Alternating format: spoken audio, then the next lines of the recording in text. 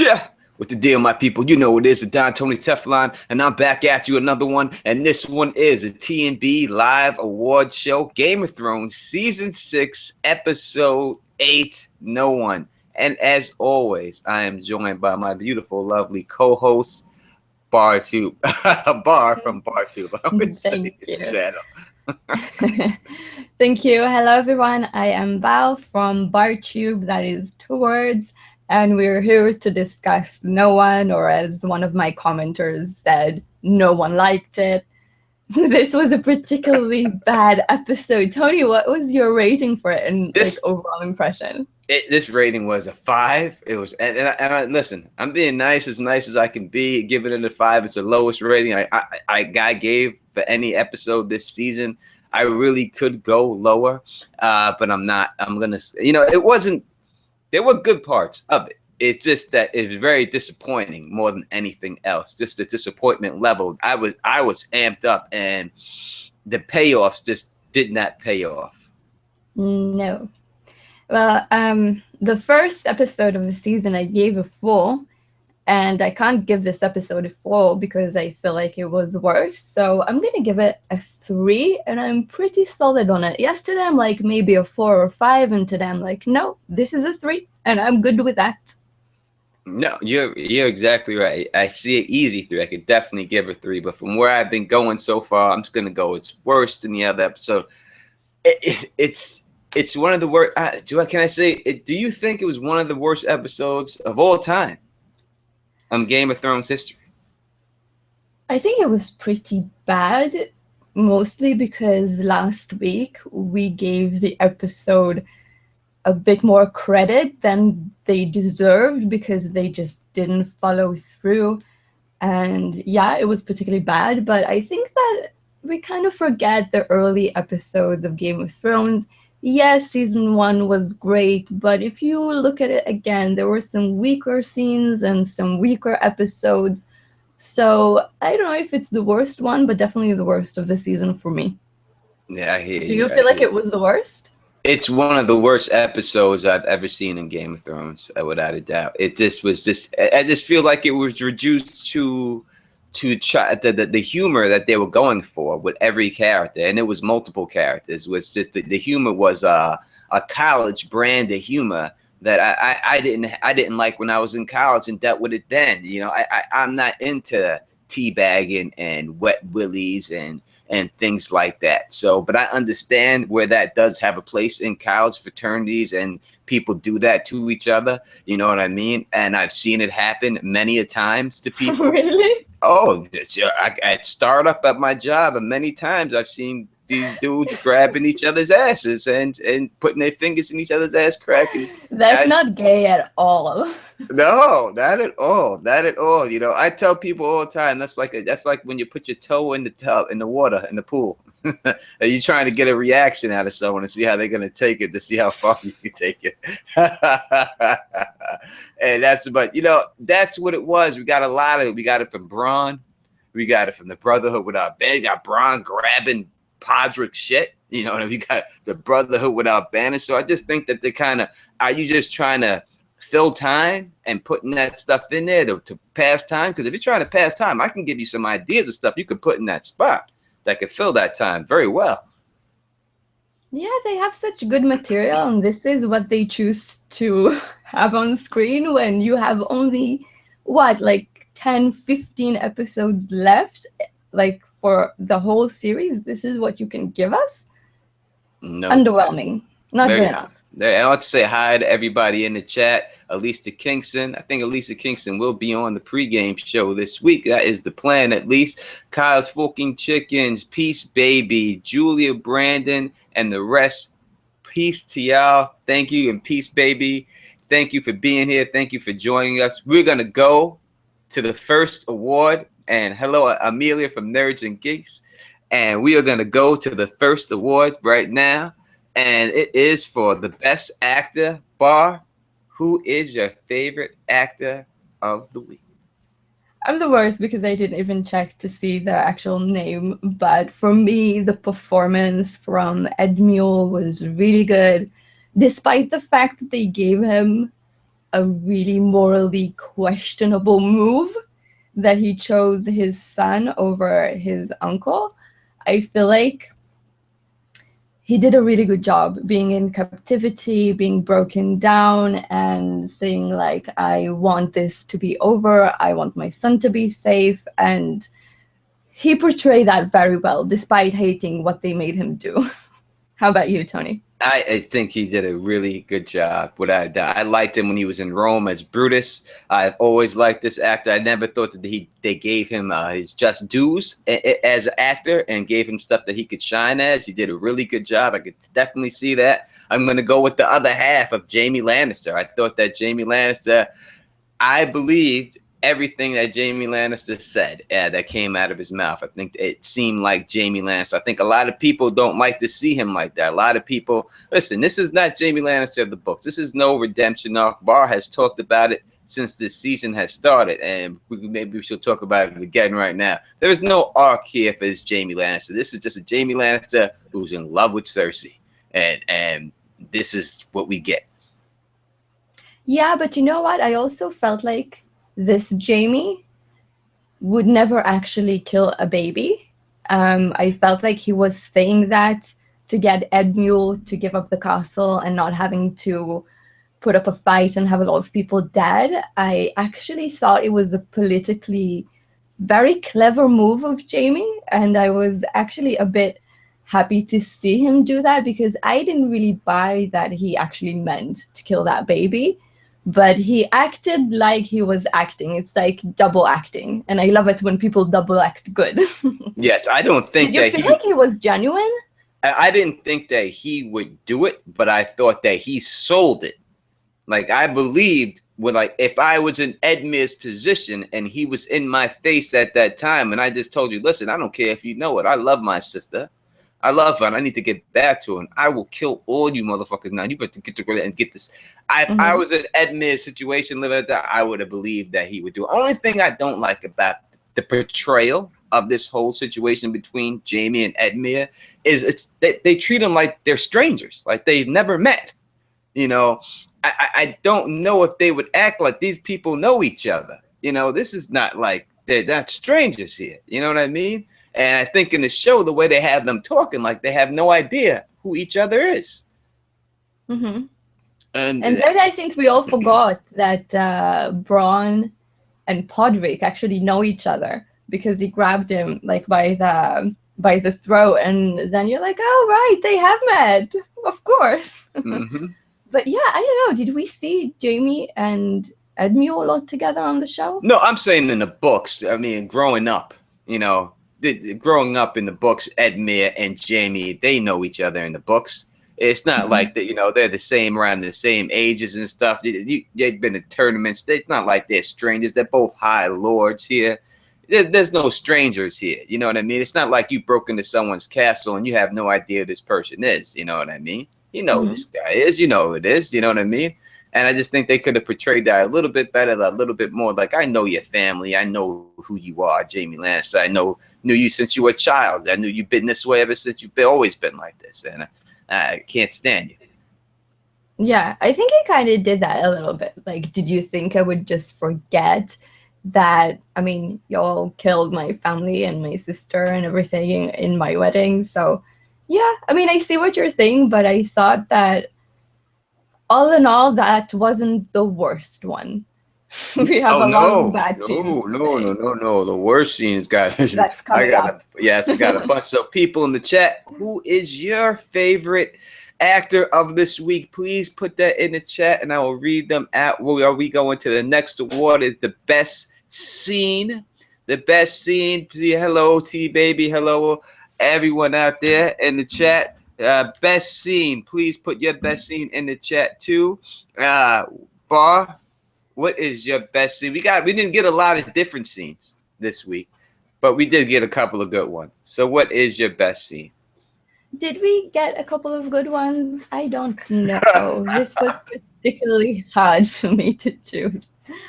But I really liked Jamie and Brienne's scene, and her saying like, I have your sword. And it's like, I don't know, I felt like it was a good scene, and it reminded you of the books when Brienne screams a word, and then it's like a sword, and then that's like all the Lady Stoneheart things we didn't get, or Pod, like when Bronn said to him, "I thought you'd be dead already."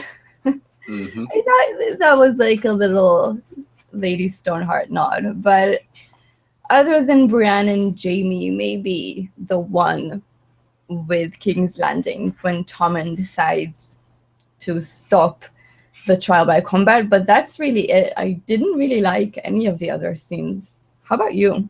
I'm gonna have to go with the one scene that I did particularly like. It was a quick scene, and I liked it, and it is the walking tall hound. I liked the axe murdering hound. I loved it. It was quick. I thought he portrayed it. It just reminded me of a movie, you know, of A Death Quentin Wish. Tarantino movie. That's just like Death Wish. It's like any guy who comes back to his hometown. He's at the fair. He comes back after years of hometown, and he meets his girl he used to be in high school with at the local town fair. And now she's got this abusive ex-boyfriend and his bunch of thugs, and they're drunk. And the hound goes in his pickup truck and grabs his axe, and he just defends her honor. That's what it was to me. That is what I like. That's what it was, you know. So, let's go into. I think a lot of people are saying the same exact thing there. We got a lot of the hound in the chat for the best scene there. A lot of the hound. A lot of people say the hound. That's what it seems like. The hound get a lot of people like the hound scene the most this week. I have to agree with them. Definitely the hound to me was that sound. A lot of hound out there. Ooh. And I didn't appreciate the full frontal nudity of the hound. Too much of this stuff. They're getting a little crazy now. You know, you made your point with the warp thing. Now let's go on from there. All right. And that's it. This comes to the next one. This could be so many can go into this one right now to pick from. And this is the worst scene of this episode. Chat. Okay. The worst scene. Yeah, let's see what y'all think. I call this one Bravos Blue Balls because after everything that we've seen set up in this series, all we see is Arya cutting down that candle and then nothing. We don't even get to see them fight. What's the point? Why did you stretch it out so much and then didn't give anything away? There is another massive blue ball in King's Landing, but this was definitely the worst for me. How about you? Yes, I see in that chat we got a lot of Arya worst scene, but Tony Teflon Don. I have to go with one thing, and I believe, and I'm with you 100% on this, Arya. The payoff was terrible, and if it's like that in the books, it's going to be nuts. It's going to drive me crazy. That's why I can't believe it will be. It won't. No way. It can't be. This scene, I will have to call the Brotherhood Without Banners ass play. It had no. I don't know where you thought that some man with no teeth, or like, I don't know about this time period, all right? And I've been on camping trips with people before, just men. I've been there, sat behind fire, burnt tires, did this stuff, right? But never one conversation ever at any age I ever been at has some man tried to convince me how to kiss a woman, all right, ever, and try to demonstrate this. And these guys were eager beavers to get up in there. It was like they was quick to stand up to learn this technique. It wasn't like he had to try hard and coax them into it. They was down with it, you know, and it just nuts. It had no sense to be in it. It just seemed like this is like these guys were reliving their college days, Dan and Dave. And they were reliving their times, and we know they do stuff like that because we know that one of them got that shit that smacked out of his hands trying to mess with Jason Momoa in that hand flipping game. So we know they like to play these little, probably play beer pong and all this stuff, and this is what happens. And he put it in there. Yeah, I felt it was just silly and doesn't belong in this episode at all. They could have done something else to show us that these people shouldn't live. Like talking about killing people, raping women, whatever. this wasn't a very good way of making a point. No, no point. And then I'm gonna say this to you straight up. You're gonna have the man sniff his finger, right? Not only did you have to, you had to go the extra mile with it. You know, it wasn't like it was just, you could have just did that. It would have been over. They could have laughed about it. But no, he's got to sniff his finger and say, smells like a woman's private area. Listen, if a man's asshole smells like a woman's private area to you, you just might be gay. That's just my opinion. You know, that's what I would think if that's what you get out of it, you know, because that doesn't work. By the way, I wanted to ask you, how do you feel about Brendan Blackfish being gay? Because I'm thinking he is. What about you? Yeah, I always took it that Brendan Blackfish was gay. And I always took it that he was a gay character. And I took it that he's gay. And I also take it that John Connington is gay too. Yeah. So, but I think it's much more obvious with Connington because you see into his mind, and with the Blackfish, not so much. Yeah, but so even though he calls him, like, what you get from Connington is the My Prince. And people see that, but don't take that as him being gay. But he's saying My Prince. He's just so affectionate. It's not just particular words. It's that he has such fond memories of Rhaegar. So for me, I felt like that's like almost confirmed. But the Blackfish, I don't know. We didn't get confirmation, but I feel like yes. Yeah, I always took it that the Blackfish was gay. You know, a lot of the strongest fighters are gay when George makes them like that. He usually bounces them out like that. You know, and I mean, when you have these guys that don't get married all the time, usually, you know, that's what's going on here in the situation in Game of Thrones. Mm-hmm. There are a lot that actually get married, but end up having someone on the side. But yeah, he shows both sides. I mean, with Renly, it's pretty obvious, but there are gays that are not like that. They're just butch, manly men that you would never know unless you know their private lives. And I feel like that's the Blackfish. And we Very both good portrayal. And dealing with Blackfish, we're seeing still here. We get 2 off the screen deaths, which is terrible. Yeah, that sucked. I mean, you brought this fantastic actor. Let him put up a fight. Let him wield a sword. Let him go out with honor. This was just lame. Yeah, show me something. You know what I mean? Let the man, even what you did with Barris and Selmy, you at least had him try. It wasn't the greatest. No, was it? No, it was pretty slow. It was samurai-esque, but at least he, you know, he did something. At least have the guy take out a couple of guys and then get stabbed in the knee and the back, and then you don't have to show it, but we know he's dead or get surrounded. You know. But at least we deserve to see him go out. But they're quick to show a direwolf get killed. Yeah, you're quick to show that. They don't mind showing that, but they don't want to show this guy go out. They should have made sure. I would have rather them not show the direwolf and show this guy go out if you wanted to pick and choose. That would have been better for me. And I really hate the direwolf situation. The way I don't know if it's going to wind up like this in the books, but to me, it's terrible. A Stark is not a Stark without that big direwolf standing next to him. You know what I mean? It means something. When you had Jon going to these people, you have to have that direwolf next to him. That means something. That's like Grey Wind next to Robb. You know, it means something. But then Jon isn't legitimized, is not really a Stark. If any, I think that if Sansa would have gone in with her dead direwolf, if she would have had one, that would have been very, very effective. They could have said, this is the son of Eddard Stark, and he has his direwolf, that's our house sigil, and he's here to fight for us Starks.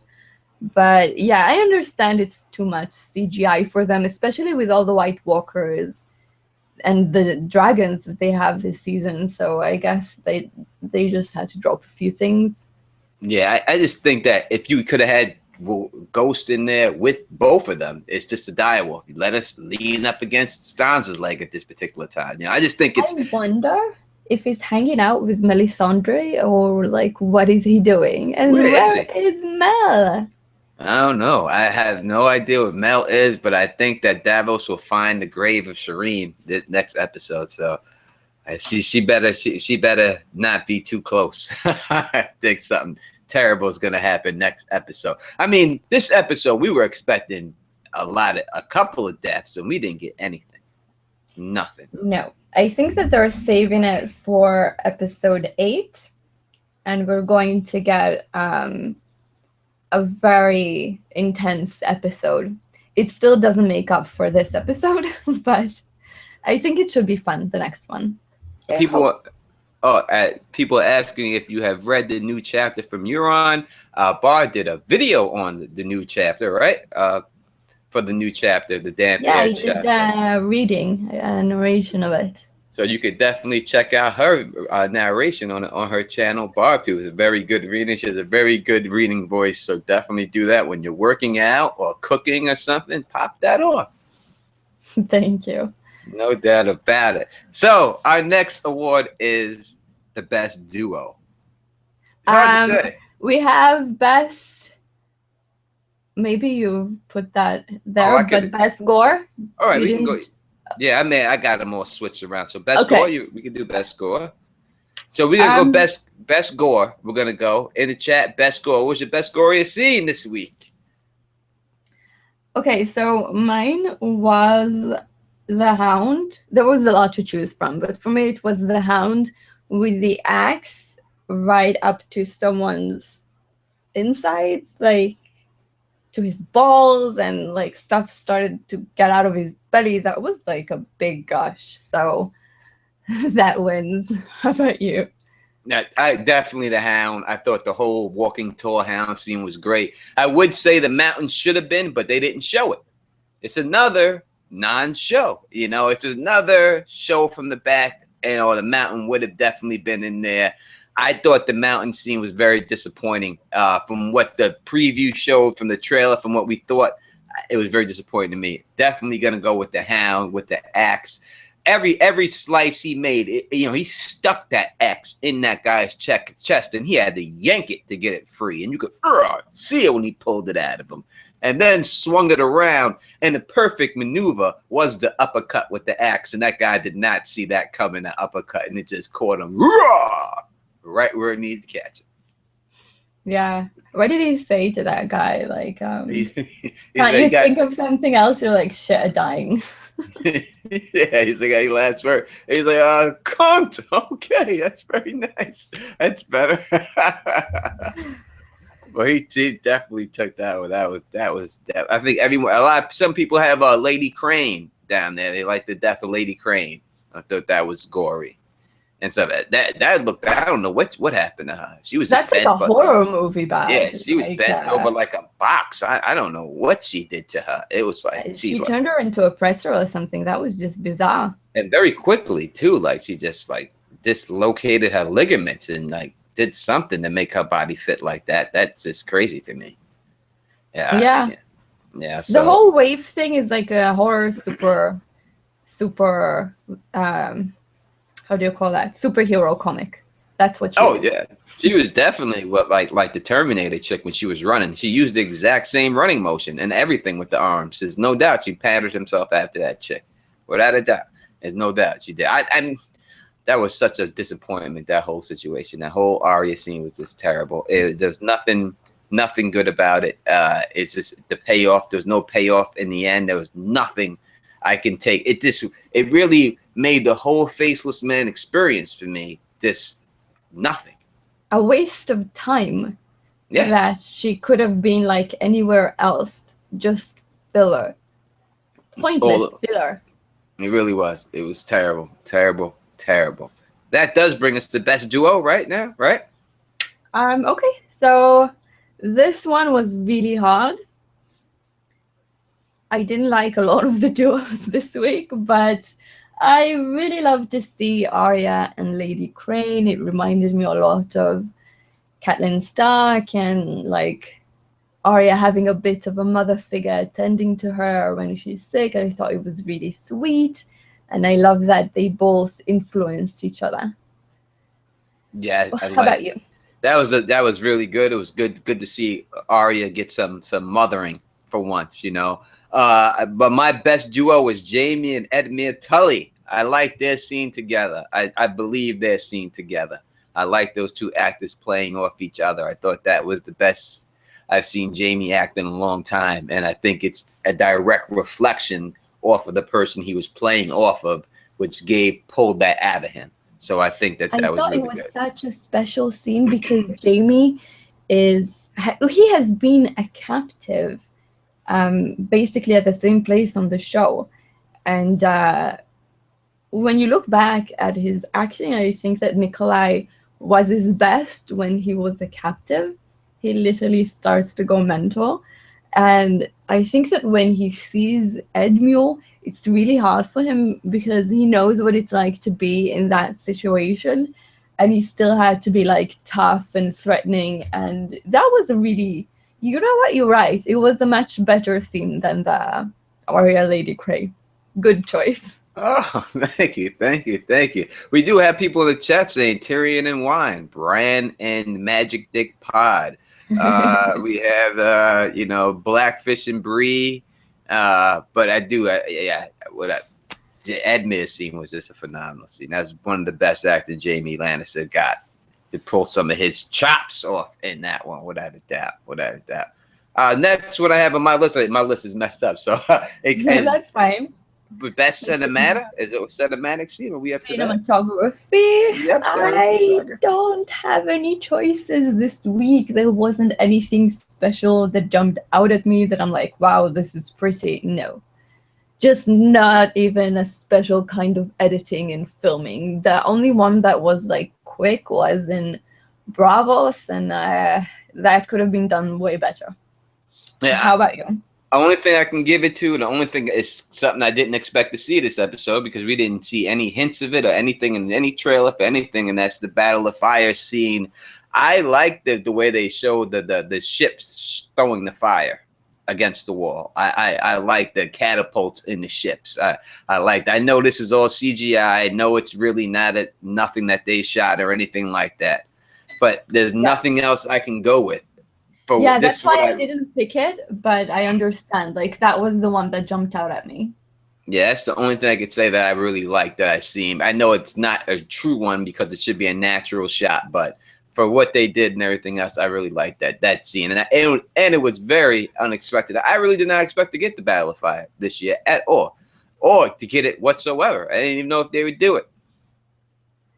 No, it's nice to see it open up this way.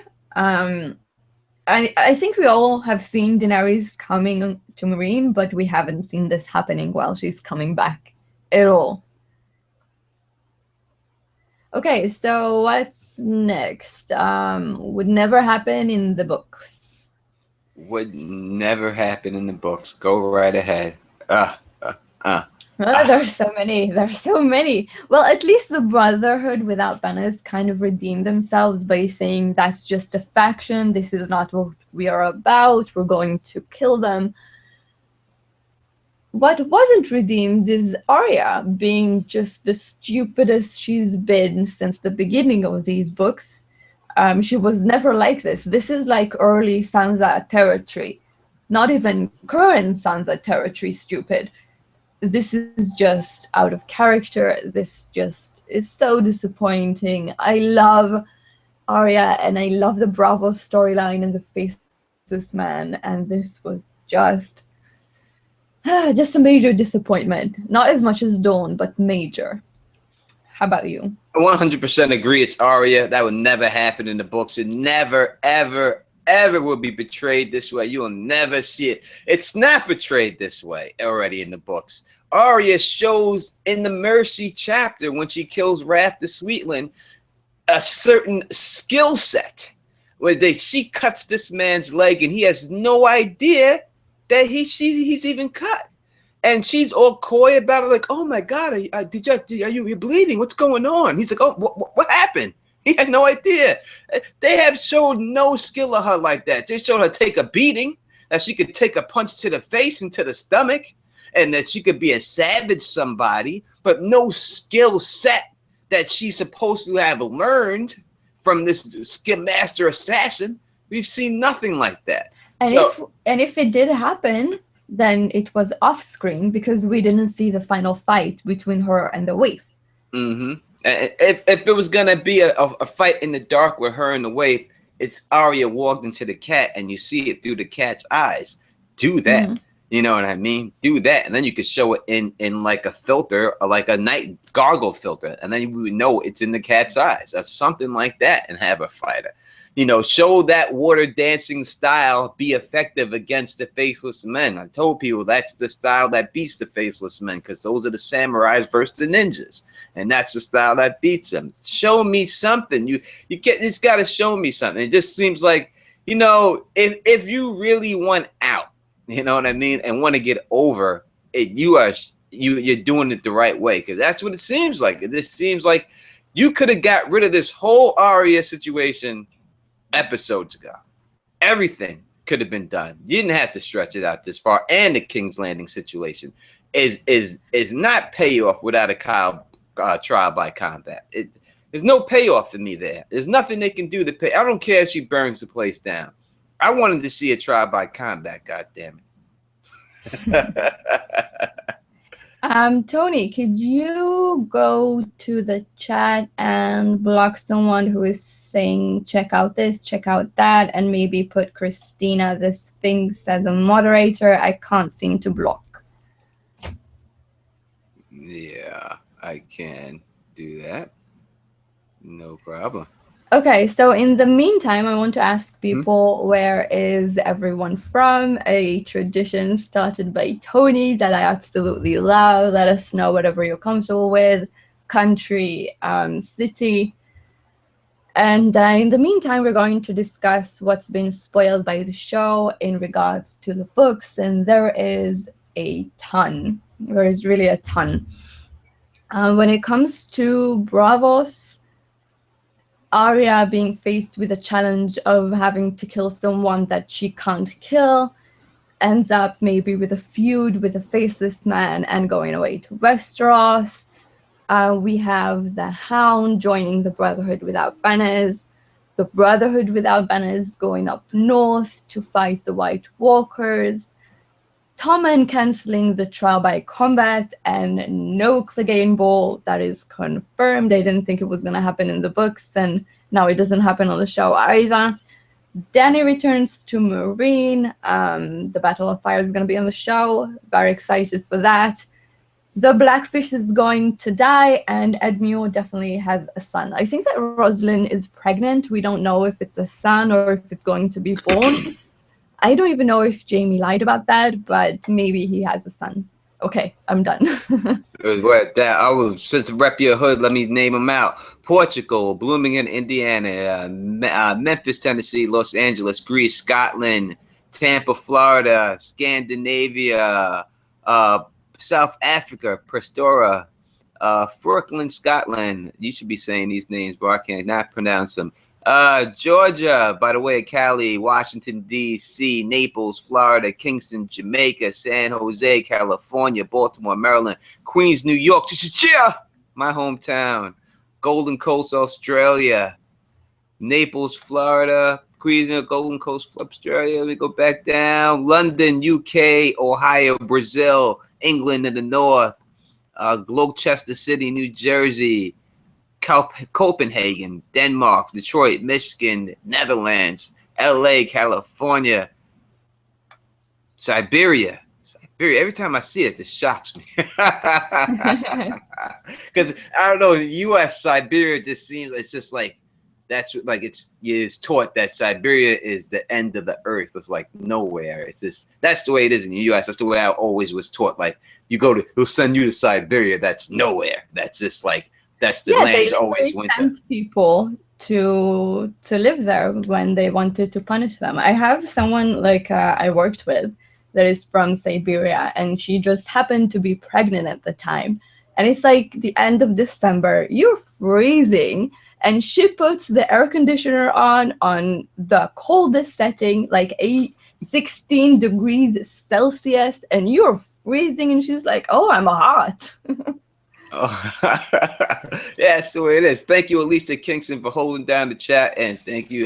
We got the soldiers in there, capos and everything holding down the chat. People got to watch it. But Siberia, yeah, man, that's the way it was taught to me. So that's nuts. That's good that I know that it really was true, and it's not just a rumor. We were doing what's not going to happen in the books or the book spoilers, let me right? just shout out a few others Oh, that please.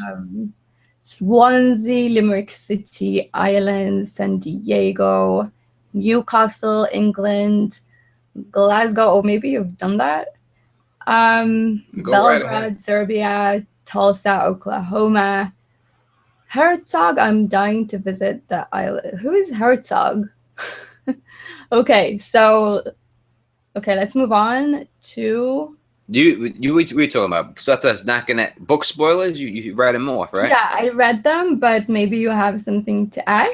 I think you probably hit them all. And people in the chat, if you have any questions, this is the time. Yes, yeah, without doubt. I think you got them all. Blackfish's death, no Clegane Bowl. Arya's gonna lead the Faceless Men. Possibly no Kyle trial by combat. I don't know if we did our favorite quote. Did you do favorite quote? Oh no, we skipped that. Okay, I chose when Jaime says to Brienne about the sword, "It's yours, it will always be yours. She will always have Oathkeeper." And it was just, yay! Yes, I guess that clears that up. A lot of people thought, what's going to happen to that sword, but it's going to stay in the hands of Brienne for now, without a doubt. I picked Edmure Tully saying to Jaime, "You're a fine man, square jaw, golden armor, but tell me, I want to know, truly I do, how do you live with yourself?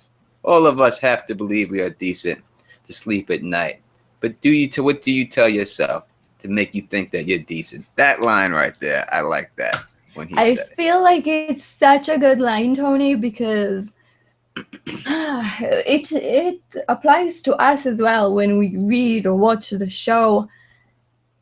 How do you like characters that are doing such vile things somehow? How do we like Jaime knowing that the first thing we see him do is fuck his twin sister and try to kill a little boy? It's really good writing to make you like a character and see that it has some good redeeming qualities. Good choice. Oh, and you see the pause that Jaime takes after he says it. Jaime pauses, and then we get the line after that I think that's purposely for the show watchers, when Jaime says, like, "I know you don't care, but you're my prisoner, so you're gonna listen to what I have to say anyway." I think that was directly meant for us, that we did not care about what was going on, and we are stuck here watching it anyway. And the show watchers, no doubt about it. Showrunners mercy. A lot of people say I prefer chicken. Oh, jeez, the Hound. We got a lot of Hound fans. People love the Hound. I love the Hound. I really do. I mean, I think that Jaime is more morally questionable than the Hound, because Jaime did some things and the Hound was basically doing his job until he's like, "Fuck it, I'm gone."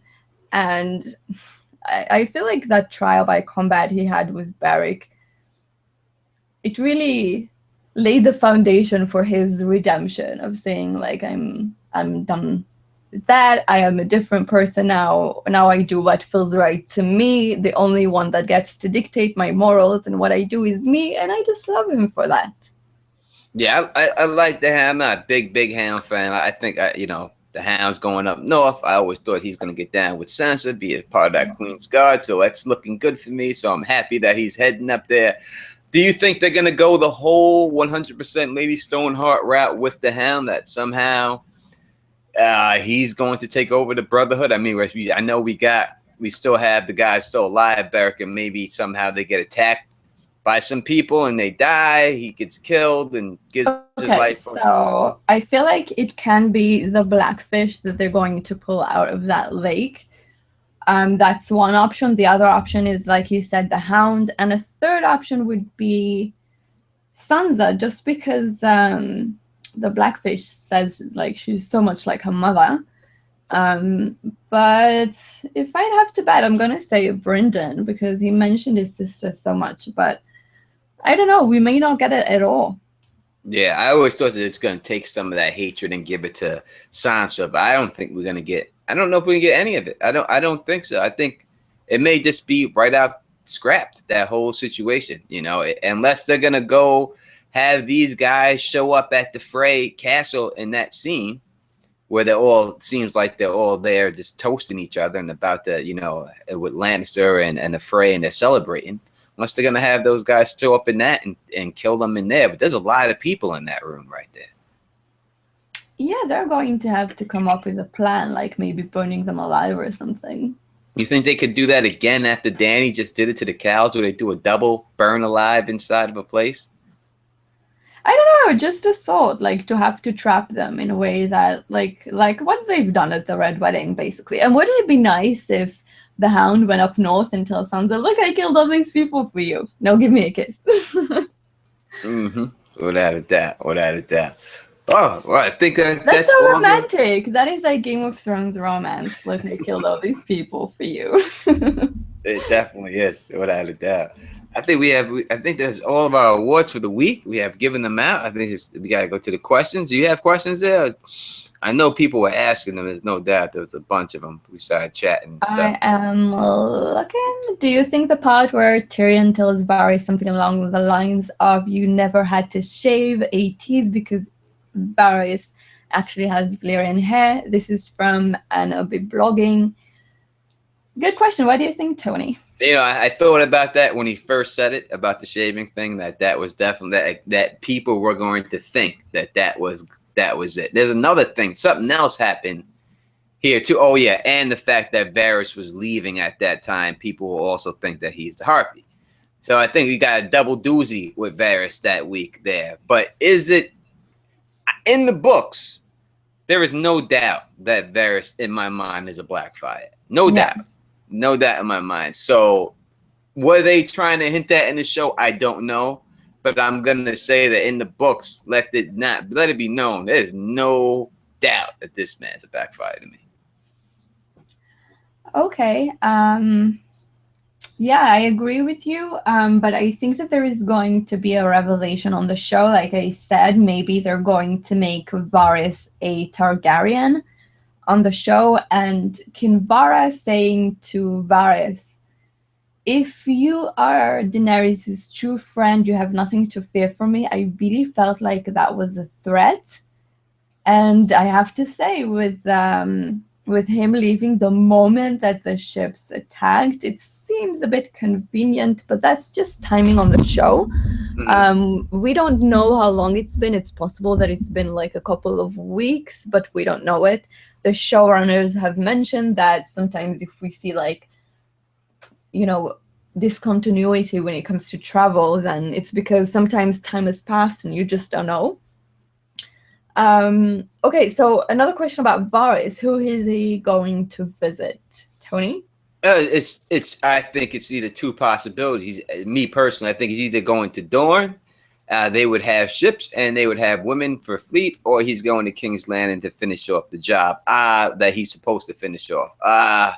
It's hard for me to see him go to King's Landing and do that. Only way he does do that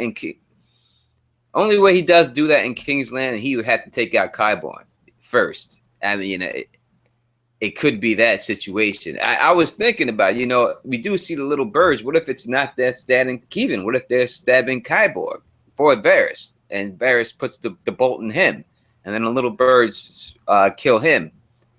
Qyburn, I mean. It's very possible that it will be done in a way that Varys is letting his little birds do the stabbing, and it's also possible, I have to say, that they're going to do it on the show with Cersei ordering Qyburn to use the little birds and kill Kevin. That is also a possibility.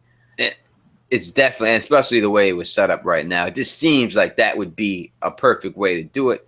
They have Qyburn, he sends the little birds after Keevan, he catches it, but I think he's got to get the bolt in the stomach. He's got to get the crossbow bolt. That's got to get shot by somebody. You know what I mean? So I would think that most likely, if it's going to get shot by someone that it's that it could get shot by Varys on Qyburn, like you tried to take my birds over. They don't work for you, they work for me. You get them, kids, and then they stab him up, and they kill Keevan off a different way. And Grandma and Pycelles, they both got to fall. I would think they both have to fall in episode 10. Yeah, I agree. Who else do you think about dying in the next episode? Because my mind is set on Tormund. They need a red shirt. I mean, I think that Tormund is the resident red shirt already. Yeah, I think if you need a big name to die in this battle, he is the big name to die. That's gonna go down. I mean, besides Ramsay and other guys that just got introduced, there's got to be a big name to go down. There's only a couple of big names at the wall. You know, it's not going to be Jon. He's already died. It's not going to be the little Mormont girl. She's not. They're not killing a child girl again. They're not going to do that no more. That's done for this series. I guarantee you that. He's the only one that holds weight, and I think that when you got to look at it like kind of like, you know, when you're dying and stuff, right? Does it help the story, or does it hurt the story? Does it drag the story down? Does it push the story forward? You know what I mean? And I think that if he died, it would help the story move forward. And I think that, you know, that gives them reason to keep going, keep fighting and stuff. And we see in the books that Melisandre says that the wildlings are a dying race. They're dead. Forget about them. And then we heard him in the show say we could be the last of the wildlings. I think this is the end of the wildlings. Oh, somebody says not Davos. No, not Davos. I'm going to refuse to even think about that. I'm not going to think either. I'm just not. Davos is good chance he could go, but I do not want to think about everyone in Stannis. And there is a guy in there that looks like he's dressed in Stannis' armor. I see it now. It showed a very clear picture of him. I think people can clearly see it's not Stannis. But I guarantee you that guy in Stannis' armor gets a death that's noticeable. That Dan and Dave, to punish us Stannis fans, purposely put that guy in that armor just to kill him again. Yeah, I mean, a lot of deaths are done more for shock value than to drive the plot. Yeah, and I hope there won't be any of those, and that 1-1's dead. People saying 1-1, yes, he's gone. There's no way he survives this battle. No, I would cry. He's gone. No way. He's too big of a target. It's too big. He's no way. He's not going to get shot 1,000 times and go out. I can't see him. The only way it works with him is if you hold him in the rear until the end, and then you charge him out. It is possible to kill giants because we have found the bodies of the giants with the weirwood arrows, and seems to kill them a bit more easily than if somebody just so happens to get one of those, or like the big magical arrows that they had in the battle for the wall. Like one of those arrows will kill one for sure. No, that it's gonna. He's dead. There's enough people. It's a rocket.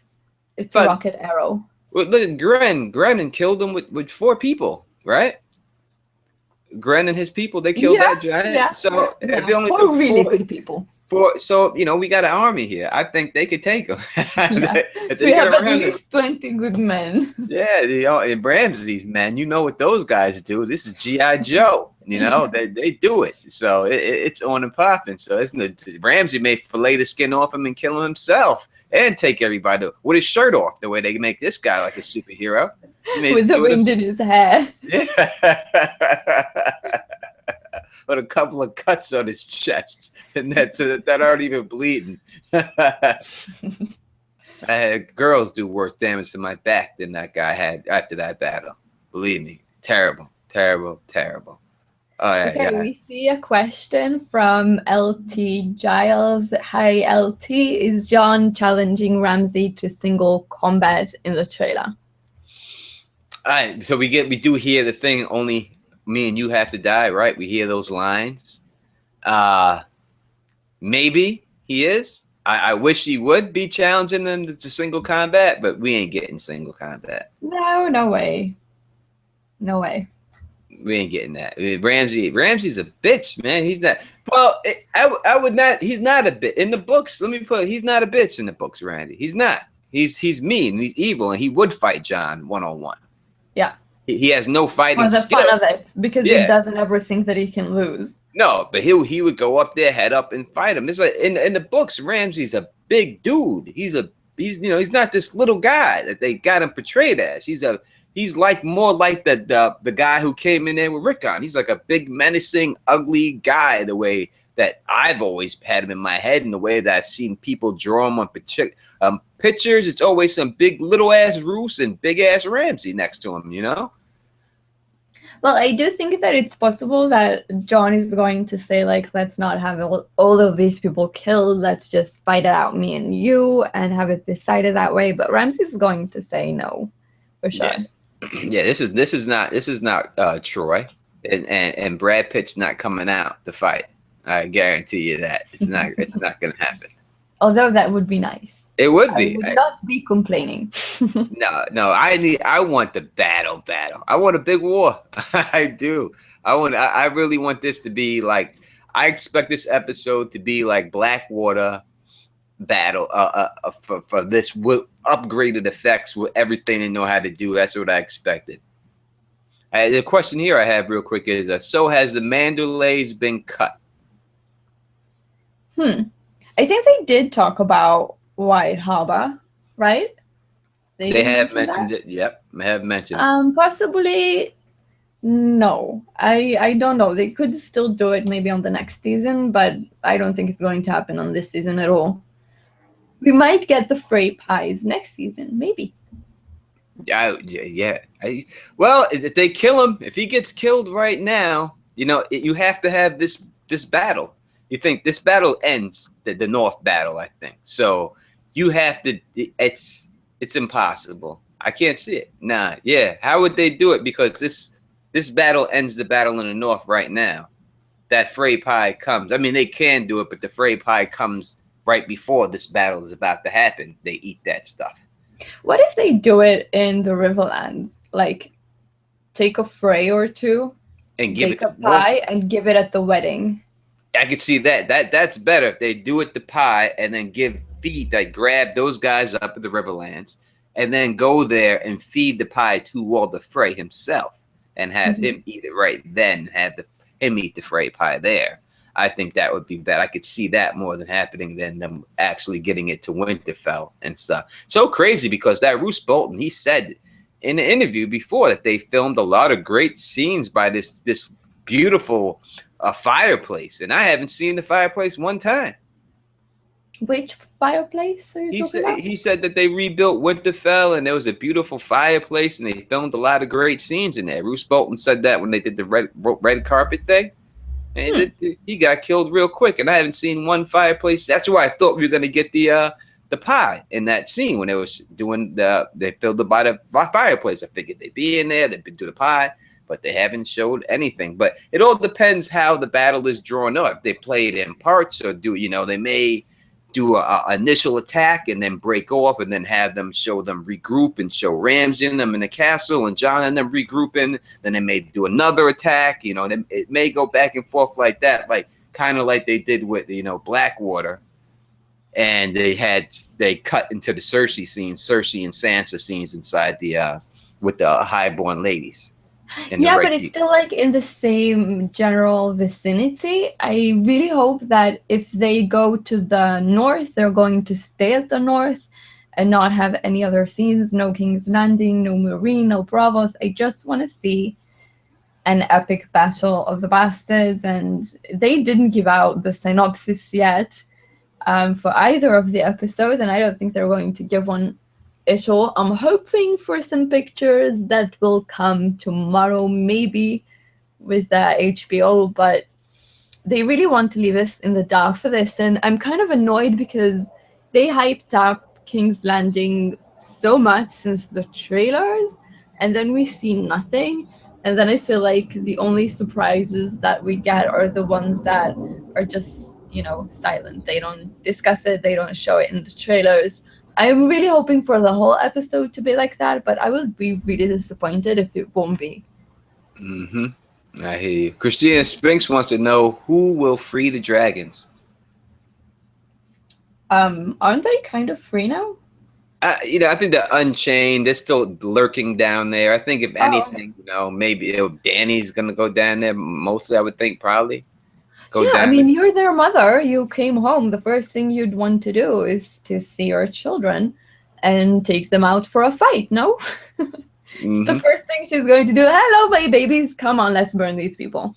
Oh, they're dead. Those people attacking, they're so stupid. They have no chance. No. They have no chance in hell to win because once the Greyjoy fleet comes from behind and smashes them from the back, and these dragons are up and start shooting fire down them, it's over for them, and it's over fast. And then you got, what are you gonna do if you make it to the ground? Fight all those Dothraki? It's over. It's over for them. They have no chance. The Dothraki should be coming. I mean, she flew on a dragon, so they're a bit behind her, I guess. They should be coming in, but I kind of hope that it's not going to be the Greyjoys to save the day. I hope that she's going to be able to save the day by herself. They seem to want to have Dany be a superhero on the show, so okay, let's make her a superhero that doesn't need anybody else's help. Fine.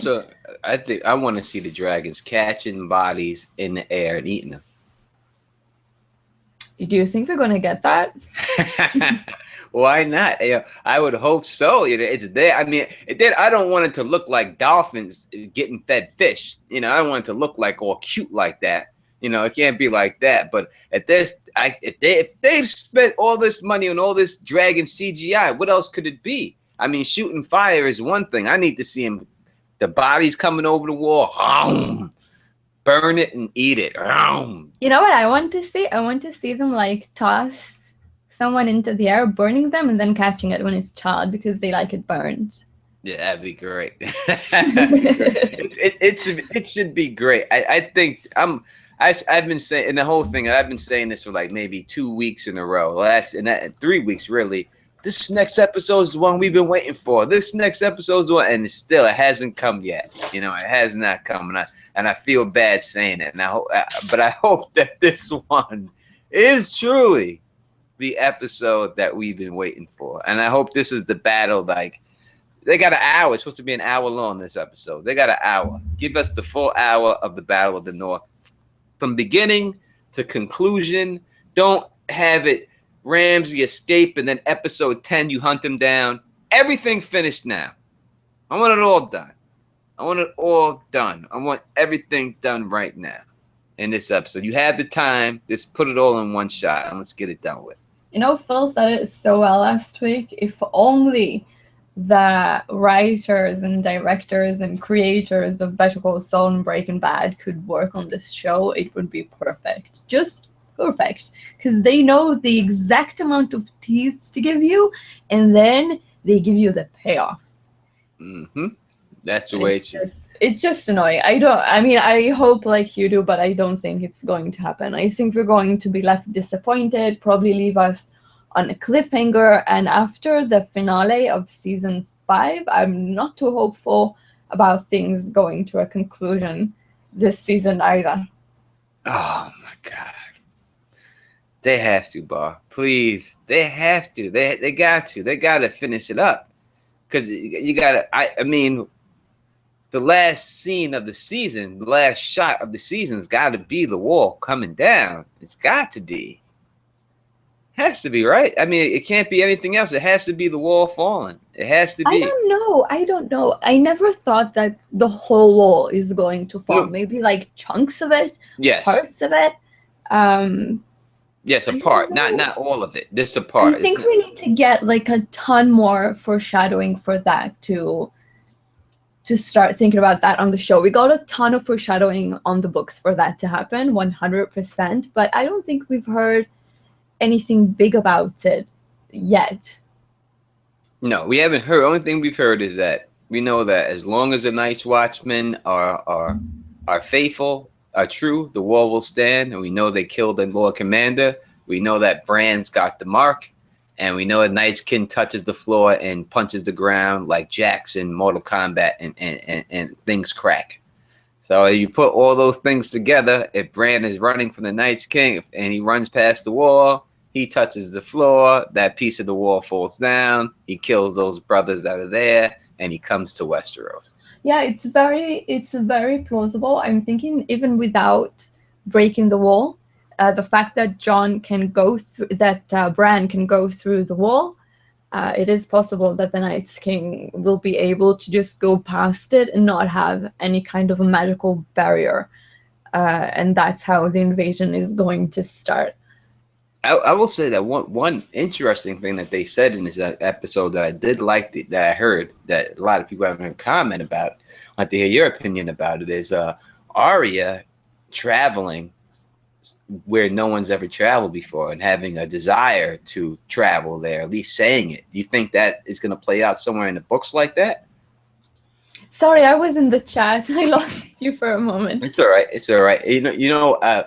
When Arya says to the lady that she would like to travel and get on a boat and go where no one's ever traveled before. Oh, that blew my mind. I can't believe I forgot about that. What's west of Westeros? Yes. So you think that's going to pay off in the book? You think that has anything to do with the books? That maybe that's where we see Arya heading west of Westeros when it's all said and done? Wow, that's an incredible idea. I don't know. I guess I've never really seen her as an explorer, but it's possible that if she comes home, she's never going to be happy. Like, she always wants to go home, and then the moment she goes home, she finds out that it's nothing like she thought, and she needs to be on the road, and maybe she will go to look for that. That's an amazing thought. I don't know who came up with it, but I love it. That would be great if she did it, and it's a great spinoff too. Great spin-off show, The Adventures of Arya, right there, going off wherever this is. Yeah, that would be great. With her faceless man skill. I would love to see it. Just a quick word for show watchers or people who haven't read The World of Ice and Fire. We know that we don't have really any maps. Like, to the left of Westeros, it's just a great sea. Let's see what it's called. The Sunset Sea. Okay, so we know that the people of the Iron Islands, probably the original ones, had something to do with the people that came from the west. And these were probably the first inhabitants of Westeros. We do know of the Children of the Forest and the Giants. It is possible that there was an original race that was also destroyed that came from west of Westeros. This is a big mystery, and it would be amazing to hear more. Oh, no doubt about it. And I think George has said, like, Westeros and all that, that's like more like Europe, right?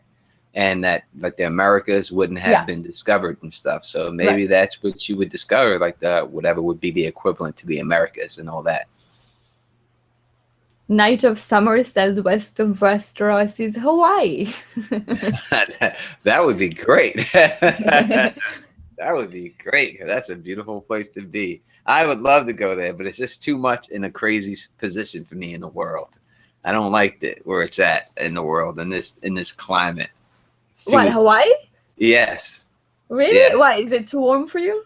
No, I just think that I would love to live there, and I just think in the climate of this world, if something was going to get attacked, Hawaii's going down first. The United States. That's the spot they're gonna. Cody, every disaster movie has New York going down first. I know, but I think we're a little bit harder to get to than Hawaii. I think they can get to Hawaii first before they get to New York. By the time they get to us in New York, I'll be able to flee. Hawaii, you're on an island, you stuck. It's just there. That's it, you know. I disagree with your logic, but I will accept it.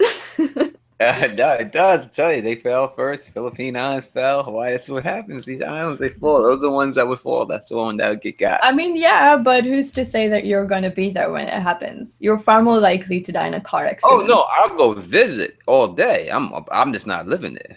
Oh, okay. That's fine. I'll visit. Yes. I'm all about to visit Hawaii. My sister's been there many times. Told me it's beautiful. She tells me to go there instead of going to Aruba or Atlantis or anywhere. The Hawaii is much better than all those places, and definitely go there. But that's amazing. My friend Riley Simmons went there. He's an electrician from Queens. He went there on vacation, came back, cashed in his pension, and he went there, and he's never been seen since. He's never come back. So it's obviously it's a beautiful spot and everything else, and that's what everyone's told me. Every race of women you ever want is all mixed into Hawaii, so it's there. So, but I couldn't live there. I could just visit. Jason Donahue says that you should live in Ireland. Nobody wants to destroy Ireland. Yeah, well, I lived in Belfast, in Northern Ireland, and it seems like people have, but it's a different country. Have you lived over there? Yeah, a little bit, yeah. Nice. You've been all over the place. You lived. How many different countries have you lived in? Not a lot. Not a lot. Well, I've traveled around England, like, yeah. I moved around. I visited like a lot of places. Well, if you've been to Israel and England, that's two more than people in the United States have. Just states here, we just go travel to state, but that's it. You see, I have an Italian passport. I'm part Italian, so I can travel and work around Europe. So that's nice. That is. I'm using it. That's real nice, without a doubt. That's great. Wow, you have Italian passport and you have your other passport. That's phenomenal. That is phenomenal. And yes, I know World War II almost ended 70 years ago, but I watch all those documentaries all the time. That's my number one thing to do is watch documentaries on stuff. When I'm not watching Game of Thrones stuff, I watch documentaries on everything. Any documentary there is, I watch it. I watch it all the time, especially World War documentaries. All of them. Really? Oh yes. Love it all. I don't love them, but I love the history of them. I go to all military installations and stuff like that. I visit everyone I could find to visit. That's nice. I mean, to me, it's just depressing. But yeah, there is a lot to learn, definitely. I like the costumes that they wore and you know, it's not the knights and everything else, but there was a certain amount of honor that they used back then when they fought in the battlefield, you know, that you don't get right now, you know. So it's like I like it. I like to watch it. Okay. And when you see the guys do like the musket demonstrations and like how fast they can get off these musket ball shots, like you would think it would take like hours to get off a shot, but they get off shots, not machine gun quality, but not too far from it. And it's amazing when you see these guys do it. Okay. I think that we are done for today. Oh, yes, we are. Okay, so thank you everyone for joining the live chat or watching this whenever you're watching. It's cool. Leave your awards down below. Give this video a thumbs up. Subscribe to our channels. And next week is on my channel. And we'll see you then. Yes, and that's so people always remember 1 week mine, 1 week bar. It keeps going back and forth. So if you may have missed last week before that on Bar's channel, we had Fill the Issues guys with us. Very good episode. So definitely check that one out. And we will be at Bar's channel next week. So if you like the way I do this, please thumbs up this. Please spread this across the realm. And please to both of our channels subscribe. And until next time, you know who it is. Peace and stay sexy.